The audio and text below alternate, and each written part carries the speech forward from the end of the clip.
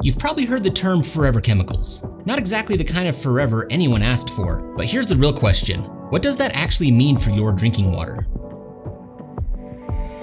Forever chemicals, officially called per and polyfluoroalkyl substances, or PFAS, are a group of man-made chemicals made up of carbon chains bonded to fluorine. That bond is one of the strongest in chemistry, which is why they've been used for decades in things like non-stick cookware, food packaging, and firefighting foam. They're called forever chemicals because they don't really break down, not in the environment and not in your body. So yeah, they're kind of overachievers in the worst kind of way.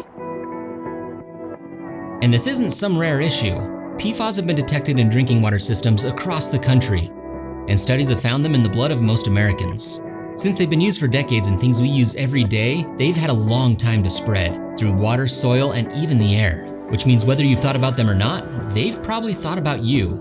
Well, not really because they're not sentient, but you get the point. Now here's where things get interesting.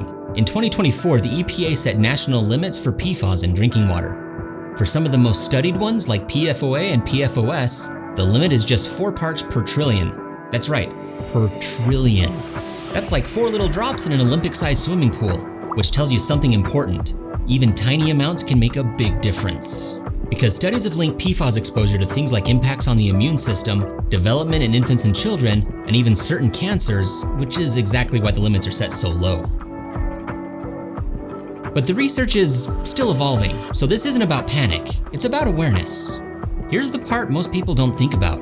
Your water can meet regulatory standards and still contain trace levels of things you might not want to drink every day, like forever chemicals.